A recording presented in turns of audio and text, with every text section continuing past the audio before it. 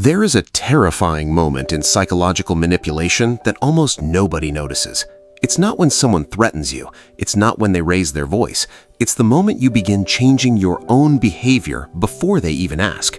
You stop mentioning certain topics. You rehearse messages before sending them. You apologize faster. You question memories you once trusted. And slowly, their voice moves into your head. Now they don't have to control you. You control yourself for them. The darkest psychological manipulation doesn't feel like manipulation while it's happening. It feels like guilt, love, confusion, loyalty. Sometimes it even feels like your own decision. Here are 7 psychological tricks people use to control you silently. And the final one is perhaps the most dangerous, because once it works, you may actually defend the person controlling you. Most people have the wrong image of control. They imagine a dominant person barking orders, a toxic boss making threats, a partner saying you're not allowed to do that. But obvious control has a weakness. You can see it. And once the human mind recognizes a threat to its freedom, something called psychological reactance can emerge. We resist, we push back, we want to reclaim our autonomy. So skilled manipulators often don't take your freedom directly. They make freedom emotionally expensive. Think about that. You are technically allowed to disagree, but every disagreement becomes exhausting. You are allowed to see your friends, but somehow you return to tension, accusations, or coldness. You are allowed to say no, but the guilt afterward is so heavy that eventually saying yes becomes easier. This is how silent control works. The cage is rarely locked. You simply learned that touching the door hurts. And that brings us to the first trick: intermittent reinforcement. Imagine a slot machine. You pull the lever, nothing. Again, nothing. Then suddenly, a reward. Your brain lights up. Now, here's the disturbing part. If the machine rewarded you every single time, the experience would become predictable. But unpredictable rewards can create powerful persistence. The uncertainty keeps you engaged, and some people recreate this pattern in relationships. One day, they're intensely affectionate. They text constantly. They make you feel seen in a way nobody else has. Then suddenly, cold, distant, emotionally unavailable. You wonder what happened, so you try harder. You become more understanding, more patient, more available, and just when you're emotionally exhausted, the affection returns. That return feels powerful, not necessarily because the affection became better, but because deprivation changed how your brain experienced the reward. Relief can feel like love when you've been emotionally starving. And now a dangerous association begins to form. Pain, waiting, reward. Pain, waiting, reward. You don't chase the person you met, you chase the emotional high of getting them back. Watch 2 people standing in a kitchen after an argument. One is desperately explaining, the other is emotionally blank. Hours later, the distant person suddenly smiles, reaches over and says, "Come here." The tension disappears. The nervous system experiences relief, and that relief can become psychologically reinforcing. This is why inconsistent attention can be so difficult to walk away from. You're not only dealing with feelings, you're dealing with anticipation, uncertainty, reward prediction, the constant question of which version of them am I getting today? And once someone controls the emotional reward system of a relationship, they may not need to tell you what to do. You begin performing for warmth. But the second trick is quieter, because instead of controlling your rewards, they control your confidence in your own mind. 2. Weaponized confusion. There is a strange sentence people often say after prolonged manipulation: "I don't even know anymore." Listen carefully to those words. Not "I disagree," not "they're wrong." I don't know.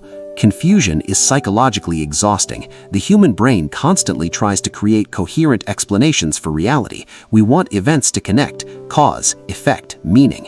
But imagine dealing with someone whose explanations constantly change.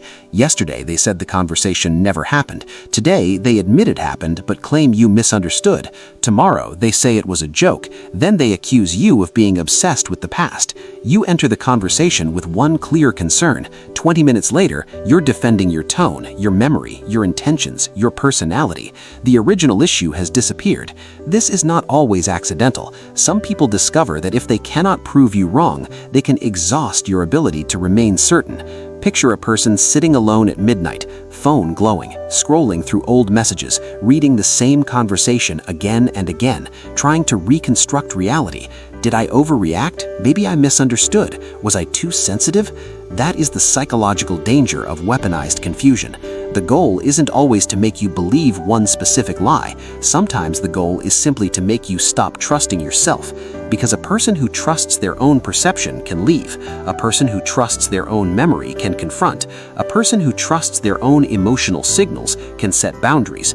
But someone who constantly asks, "Am I imagining this?" becomes easier to influence. This is why healthy relationships can survive clarity. Manipulative dynamics often thrive in fog. Pay attention to how you feel after repeated conversations with someone, not just during them, after. Do you leave with greater understanding, or do you leave mentally spinning? Because sometimes confusion isn't the unfortunate result of the conversation, sometimes it's the weapon. And trick number 3 explains why some people can control an entire room without saying a single word. Emotional punishment. The message arrives at 7:42 p.m. You read it, your stomach drops. There's no insult, no threat, nothing you could show a friend and say, "Look what they did." The message simply says, "Okay." But you know something has changed. The emotional temperature has dropped. This is where manipulation becomes almost invisible. Some people train others through emotional withdrawal, coldness, silence, delayed affection, disapproving expressions, sudden distance. The punishment is never officially announced. That's what makes it powerful. You are forced to investigate. What did I do? Are you angry? Is everything okay? And they say, "I'm fine." Now your brain enters hypervigilance. You scan their face, their voice, their texting pattern, the placement of a period, the speed of a reply. You become an emotional detective, and over time, something disturbing can happen. You learn their triggers so well that you start adjusting yourself in advance. Maybe you stop expressing certain opinions. Maybe you cancel plans. Maybe you become excessively agreeable, not because they commanded you, but because you are trying to prevent the coldness. This is behavioral conditioning in a deeply human form. When a behavior repeatedly leads to an unpleasant emotional consequence, people often begin avoiding that behavior. The manipulator doesn't need to say, "Don't disagree with me." They only need to make disagreement emotionally painful enough. Eventually, you silence yourself. And here's the hidden sign people miss. You may start describing yourself as peaceful. "I just don't like drama. I'd rather keep the peace." But ask yourself a harder question. Is it peace, or is fear been trained to fear someone's emotional reaction? Real peace allows honesty. Fear-based peace requires self-erasure. And once you've been trained to monitor someone's moods, the 4th trick becomes frighteningly effective, because now they can use your empathy against you. 4. Manufactured guilt. Guilt has a purpose. It's a social emotion. It can help us recognize when we've harmed someone and motivate repair. But guilt can also be hijacked. Imagine telling someone, "I can't come tonight, I'm exhausted." A healthy person may feel disappointed, but they recognize your autonomy. A manipulative response sounds different. "No, it's fine." Pause. "I'm used to people letting me down." Notice what just happened. They didn't ask you to change your decision. They didn't force you. They created an emotional story in which your boundary became evidence of your cruelty. Now you're deciding whether to attend. You're deciding whether you're a bad person. That is a completely different psychological battle. Manipulative guilt often changes the question. You say, "I need space." They make the question, "Why are you abandoning me?" You say, "I disagree." The question becomes, "Why are you attacking me?" You say, "That hurt me." Suddenly the question is, "How could you think I'm such a terrible person?" Your original boundary disappears beneath an emotional emergency. And empathetic people can be especially vulnerable to this, not because empathy is weakness, but because highly empathetic people often take emotional distress seriously. If someone appears hurt, they investigate themselves. Was I unfair? Could I have said it better? Maybe I should give them another chance. A manipulative person can learn this pattern. They discover that your conscience has buttons, and they start pressing them. The darkest part, after enough repetition, they don't even need to guilt you anymore. You begin doing it yourself. You say no, then spend 3 hours feeling terrible. You set a boundary, then immediately soften it. You confront someone, then end up comforting them. Their work is complete. The guilt now lives inside you. But what happens when guilt isn't enough? Some manipulators introduce a choice, or at least something that looks like choice. The false choice. Control is easier to accept when it feels self-selected. This is why one of the subtlest influence patterns is the false choice. Imagine someone asking, "Are you coming with me now, or do you want to meet me there?" your brain begins evaluating two options: come now, meet later. But even beneath both options is an unexamined assumption: you're going. The possibility of not going was quietly removed from the frame. In everyday life, false choices can appear harmless, but in manipulative dynamics, the pattern can become much deeper. A partner says, "You can keep hanging around those people if you want. I just thought you were more mature than that." Technically, you have a choice, but one option now threatens your identity. A boss says, "Nobody is forcing you to stay late. We're just noticing who is committed." Again, a choice, but now leaving threatens your status. A friend says, "Do whatever you want. I'll just know where I stand." The manipulator doesn't remove the door. They place shame, rejection, or fear behind it. This is called framing. The way options are presented can influence how we evaluate them, and people rarely make decisions in an emotional vacuum. We are constantly protecting something: our identity, our belonging, our reputation, our relationships. So when someone attaches a psychological cost to one option, your decision may feel voluntary while being heavily pressured. Here's a question worth remembering. When someone gives you a choice, ask yourself, what option am I being emotionally punished for considering? Sometimes that's where the control is hiding. And trick number 6 goes even deeper because it doesn't manipulate your choices, it manipulates your identity. Number 6, identity hooking. You've always been the mature one. Sounds like a compliment. Maybe it is, but watch what happens next. That's why I know you'll understand. Now you're being asked to tolerate something. Maybe disrespect, maybe unfair responsibility, maybe another broken promise. But saying no creates a new problem. If you refuse, are you still the mature one? This is identity hooking. Someone assigns you a flattering identity, then quietly makes obedience the price of keeping it.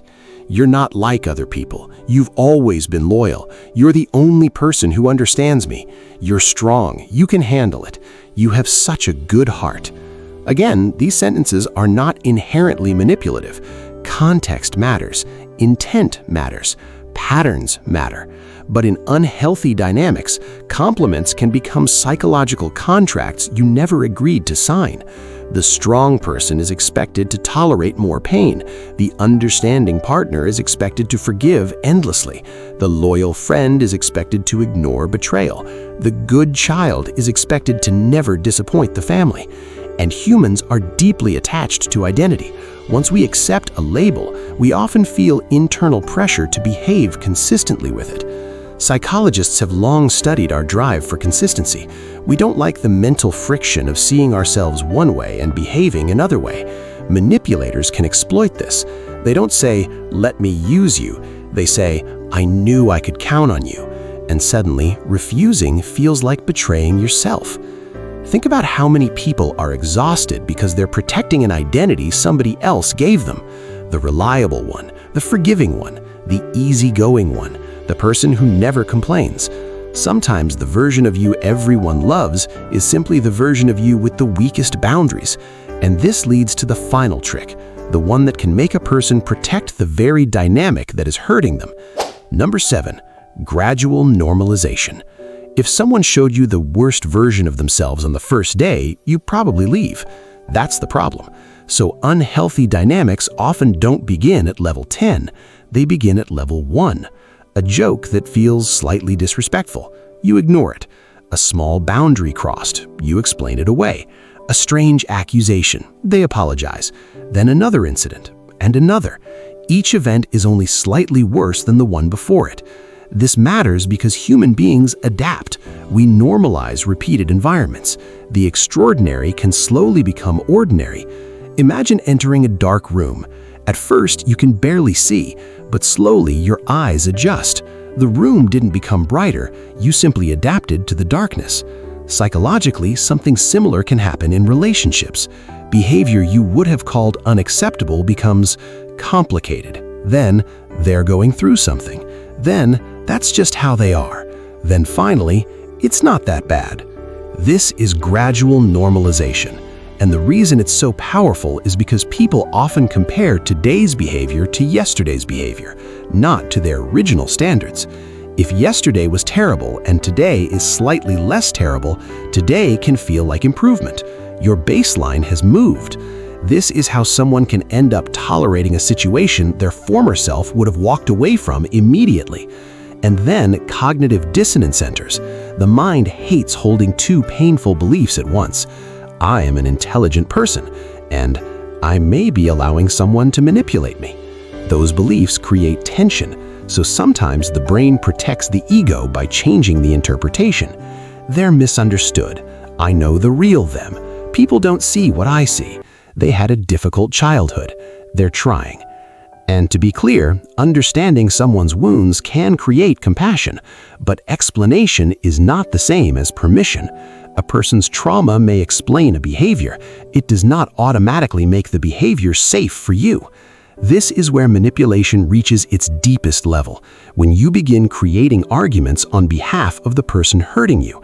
They no longer need to defend themselves. You do it for them. Remember the invisible leash from the beginning? This is where it becomes almost impossible to see, because now it feels like loyalty. The hidden pattern connecting all 7. Look at these tricks again. Unpredictable affection, confusion, emotional punishment, guilt, false choices, identity hooks, gradual normalization. They appear different, but psychologically they often attack the same thing: your internal reference point, your ability to ask, what do I actually feel? What do I actually remember? What do I actually want? What do I actually believe is acceptable? Silent control becomes powerful when your internal reference point is replaced by an external one. Their mood tells you whether you behaved correctly. Their approval tells you whether you're worthy. Their version of events tells you what happened. Their pain tells you whether your boundary is allowed. Their perception tells you who you are. And slowly, you disappear from your own decision-making process. This is why recognizing manipulation isn't simply about learning clever psychological terms. It's about recovering your ability to observe your own mind. Notice the body, the tightness before you say no, the anxiety before you express an opinion, the urge to over-explain, the panic when someone becomes cold, the immediate guilt after setting a reasonable boundary. These reactions are information. They are not always proof of manipulation, but they are worth investigating. Ask yourself, when did I start feeling responsible for managing this person's emotions? When did honesty start feeling dangerous? When did I begin rehearsing normal conversations? When did I begin needing permission for things I once decided myself? And perhaps the most uncomfortable question, who was I before I learned to keep this person comfortable? Because sometimes control doesn't look like someone holding you down. Sometimes it looks like you shrinking yourself, one decision at a time. The most dangerous people are not always the loudest. Sometimes they're incredibly calm, charming, wounded, persuasive. Sometimes they never tell you what to do. They simply create an emotional environment where only one version of you feels safe: the agreeable version, the forgiving version, the silent version, the person who never complains. And that's why awareness matters. Not paranoia, not assuming every delayed text is manipulation, not diagnosing everyone who disappoints you. Patterns matter, consistency matters, context matters.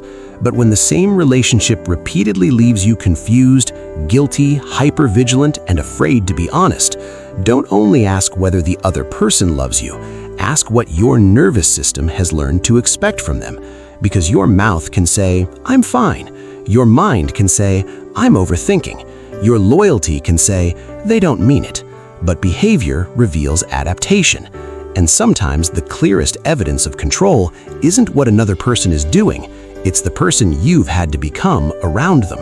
If one of these patterns made you recognize a relationship differently, write the number in the comments. You don't have to explain the story, just the number. And pay attention to which number appears most often, because the manipulation we think is rare may be the behavior millions of people have simply learned to call normal. The cage is rarely locked. Sometimes you've just been taught to fear the door.